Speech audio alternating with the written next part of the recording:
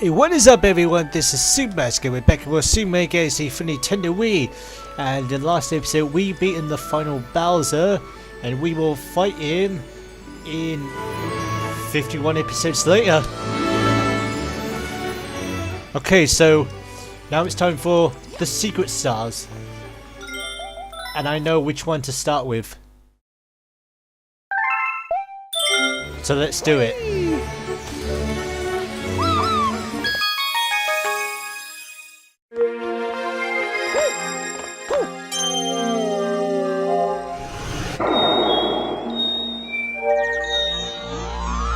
Oh, okay, hold on a second.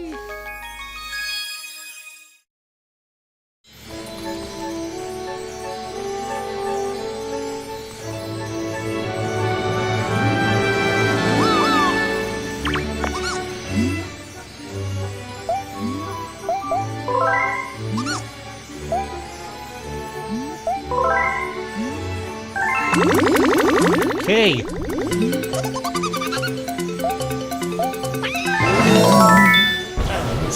Stuckity-doo!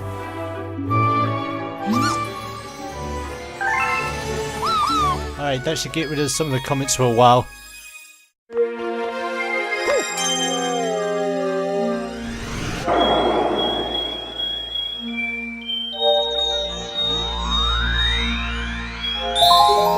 Alright.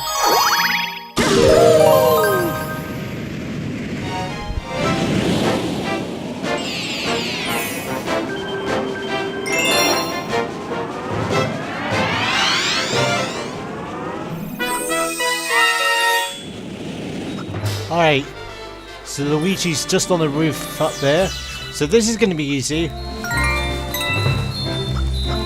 since he's just up there.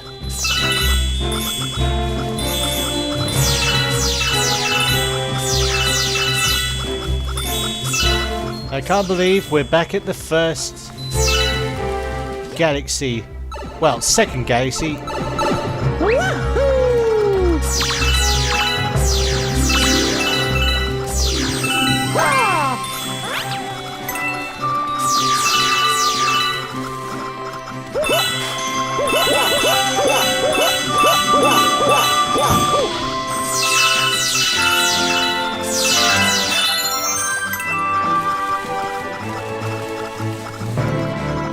Okay, where's the orange warp pipe? There it is.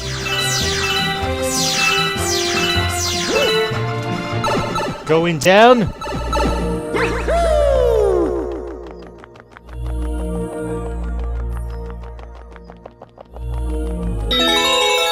Let's do this.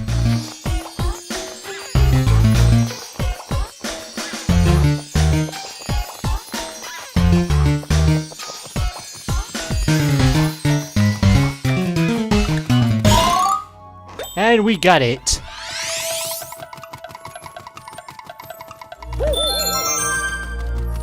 Alright, let's go get ourselves some coins.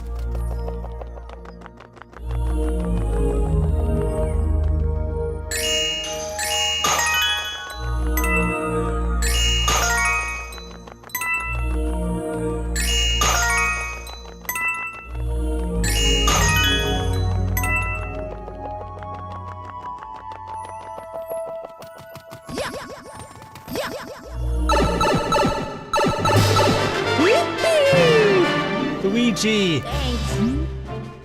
You came to save me again. I knew I could count on you, bro. What? The power star? Yeah, I got it right here. Alright, so once we get the star, we're not going to end there because I just realised there is another chapter in the storybook. So we're going to go back to the observatory, read that, and then end it there.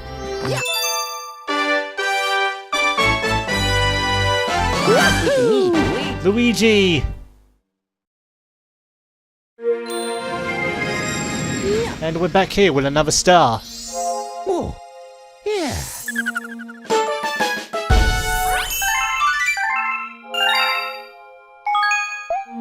Okay, save, yes. Right, let's go back.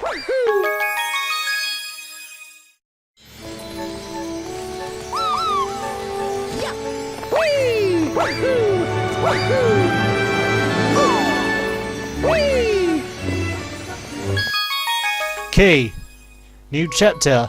Ooh. Let us begin.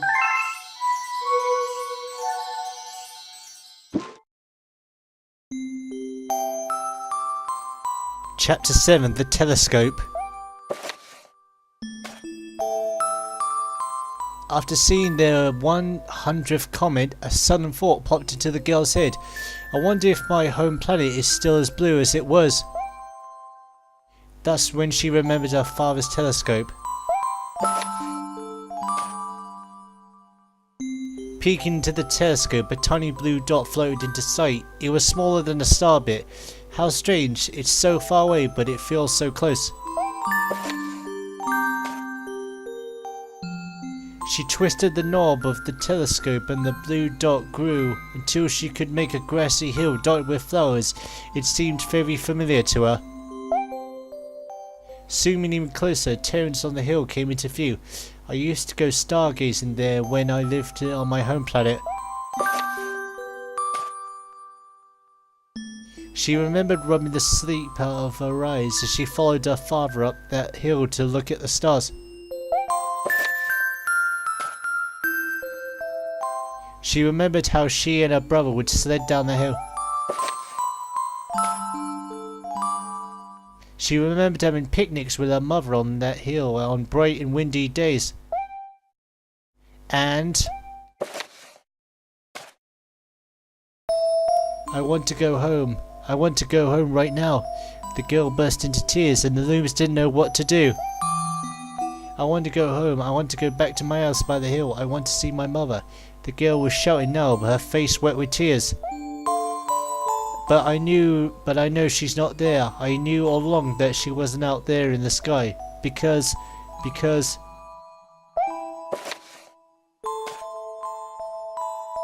she's sleeping under the tree on the hill. The girl's cries echoed through the stars and a hush fell over the area. Chapter 8, The Wish. Though usually quite cheery, one day the girl became sad again. Luma drew close and tried to comfort her. Mama, you still have me. And don't be sad about your mama because she's a part of you. That means she's always close by. It's like me, I love starbits because they remind me of my mama. No, the girl said, unable to stop the tears. Nice smile. A lonely look flickered across Luma's face, but it was soon replaced by a wide grin. I have an idea. I will transform into a comet and soar a soaring comet that can carry you all on this journey.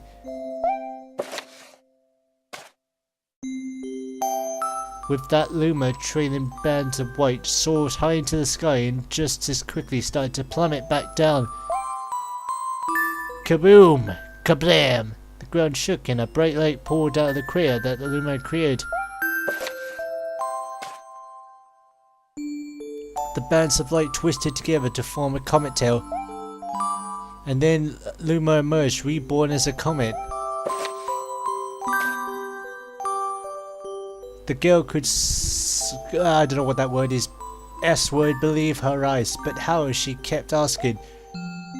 Our destiny as Lumas is to transform into different things instead of Red Luma who had appeared and can you go back? No, you can't go back. When I grow up I want to become a star that makes someone special smile, said a green Luma. A blue Luma chimed in. That Luma turned into a really cute of a comet, didn't he? All the Lumas together said, no more crying, Mama. Thank you, said the girl in a whisper. She pulled the Lumas close and hugged them. From that day on, starbits no longer fell from the girl's eyes. The comet set forth for the girl's home planet, its long tail blazing proudly behind it.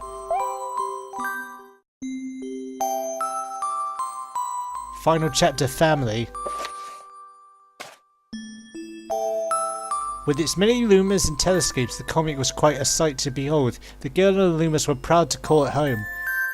At a welcoming party for a new Luma, the girl gathered everyone in the kitchen and said in a louder voice than usual, Alright everyone, let's make a cake. A cake sprinkled with star bits, then it will be a star cake.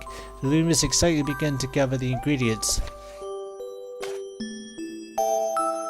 As she watched the Looms scurry about, the girl smiled and thought to herself, this is my family now, and I will stay with them until they're ready to leave the nest. And when they do leave, I'll see them off with a smile, sorry. Because that's what makes a mother happiest. Blah. That night, when the girl lay down to sleep, a soft light enveloped her and reminded her of the blue planet she once called home. But it would be nice to return home once every 100 years to nap in my favourite sleeping nook. Blah. The comet carrying the Lumas and the girl continue on its journey to this very day. With more family members in tow that can be carried, it said that the comet visits the girl's home planet once every 100 years, the proud white tail glittering in the sky. The end. That was actually a pretty sad story, actually. Alright.